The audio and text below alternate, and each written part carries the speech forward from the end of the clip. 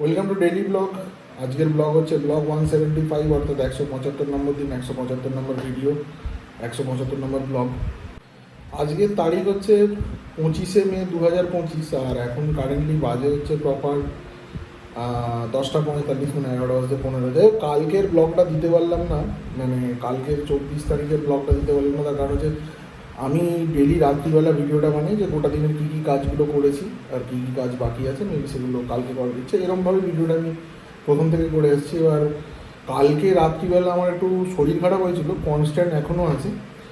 এবার কালকে এতটাই অস্বস্তি হচ্ছিলো যে কালকে ভিডিও করার মতো পজিশানে ছিলাম না, তাই আজকে ভিডিওটা করে দিচ্ছি আর কি, দুটো জাম্বেল করে।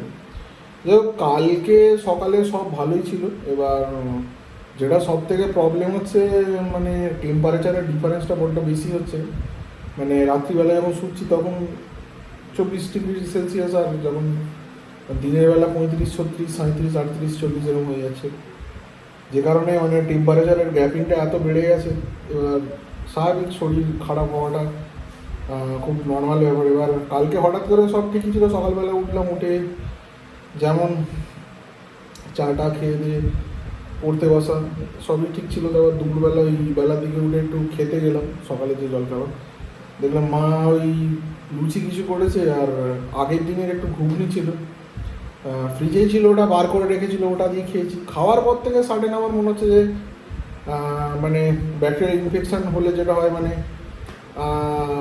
কফ অ্যান্ড কোল্ড একটা ব্যাপারটা আসছে। এবার সাধারণত আমি দেখেছি এগুলো মানে 2-3 দিন আগে থেকে হয় এবং বোঝা যায়, কিন্তু ওটা কালকে যেটা হলো, খাওয়ার পরে হঠাৎ করে যেন 15-20 মিনিট বাদে থেকে শুরু হলো। এবার হওয়ার পরে মাথাটা অসম্ভব ধরে আছে, নাকে জাম হয়ে গেল। প্রথম যে হয় যেমন গলাটা একটু অস্বস্তি হয়, হতে হতে জিনিসটা বাড়ে। করতে করতে আমি একটু ভাবছিলাম যে অ্যাজিথ্রোমাইসিন খাবো কি না। এবার ওটা নিয়ে দোনামোনা করতে করতে সন্ধ্যে 7টার সময় খেলাম। খাওয়ার পরে খেতে হলো আলটিমেটলি, মানে এতটাই অসুবিধা হচ্ছিল। হওয়ার পরে তার বেরিয়েছিলাম কালকে। এবার রাত্রের দিকটা বেশ ভালো অসুবিধা হচ্ছিলো হতে, আজকে গোটা সকালবেলা উঠে দেখলাম যে একই প্রবলেম। এবার হলে কি হয়, এই সমস্ত মানে প্রচণ্ড স্লো হয়ে যায়, এনার্জি খুব লস হয় আর কি। মানে এমনি দেরিতে উঠছি, পড়া কম হচ্ছে, তার উপর এইসব হলে আরও ল্যাথার্জি লাগে প্রচণ্ড, মাথাটা ভারী হয়ে থাকে। এবার সকাল থেকে একটু না খেয়ে প্রবলেম হচ্ছিলো। আমি নোজাল ড্রপও কালকে রাত্রিবেলা দিয়েছিলাম। আজকে দেখলাম সকালে এখনও পর্যন্ত স্টিল আমার নাকের কোনো প্রবলেম হচ্ছে না, কিন্তু দুপুরবেলা থেকে মাথাটা খুব ধরে আছে। মেবি এবার এটা সর্দির জন্য হতে পারে বা অ্যাসিডিটি গ্যাস থেকেও হতে পারে, আমি বুঝতে পারছি না। ডাইজেস্টিভ নিয়ে আমার খুব একটা প্রবলেম হচ্ছে না মনে হচ্ছে। এটা থেকে রাত্রিবেলা ইচ্ছা যে প্যান, বা এই প্যান বলছি, প্যান একটা খেয়েছি, উমিজ একটা খেয়েছি, রাত্রিবেলা একটা প্যারাসিটামল খেতে হবে। অ্যাজিথ্রোমাইসিন অলরেডি খেয়ে নিয়েছি সন্ধ্যাবেলা 7টা নাগাদ। ওটা তো 24 ঘন্টা ছাড়া ছাড়া খায় একটা। আর আজকে সকালে, কালকে তো সেরকম আর কিছু করিনি, ওই যা আর কি নর্মালি যেমন ডেলি চলে সেরকম। আজকে সকালে উঠে প্রচণ্ড মানে আলিসি টাইপের লাগছিলো। ঘরে আসছি, বসছি, পড়ছি, উঠছি, এরকম করে করেই আছে। গিয়ে আজকে একটু বাবা মার মধ্যে একটু ঝামেলা হয়েছে, ঝগড়াঝাটি হয়েছে, আমি সেইটা নিয়ে ডিটেলস বলতে চাইছি না। দিয়ে মোটামুটি একটু অশান্তি হলো, দিয়ে ওটা সকালবেলাটা হয়েছে। তারপরে পড়াও সেরকমভাবে হলো না, খানিকটা পড়েছি, দুপুরবেলা শুয়েছিলাম, তারপর খানিকক্ষণ পরে উঠে আবার পড়তে বসলাম। আজকে দুপুরের দিকটা একটু বৃষ্টি হয়েছে, বৃষ্টি রাতে সন্ধ্যের দিকটা হালকা ঝুরঝুর হচ্ছে, আর হচ্ছেই না অ্যাকচুয়ালি বলতে গেলে। আর তবু বাগানের বাইরে হচ্ছে, এখানে তো একদমই হচ্ছে না। 27-28 তারিখ থেকে মানে প্রচণ্ড একটা বৃষ্টির আবহাওয়া, মানে অনুমান করা হচ্ছে যে হতে পারে আর কি। মানে 27-28 একটা ঝড়, মানে সাইক্লোন টাইপের একটা ক্রিয়েট হয়েছে আর কি। এবার 3-4 দিনের একটা ভারী ঝড়ঝাপটার একটা ওয়েদার হওয়ার একটা টেন্ডেন্সি আছে, যে কারণে আবহাওয়া দপ্তর থেকে জানিয়েছে। টেন্ডেন্সি না, হবে অ্যাকচুয়ালি। মানে এখন তো ওয়েদার স্টেশনগুলো এতটাই আপডেট যে proper time, date and proper time বলে দেয়, মানে ফ্ল্যাকচুয়েট করে না আর কি, মানে একদম প্রপার ইনফরমেশনটাই দেয়।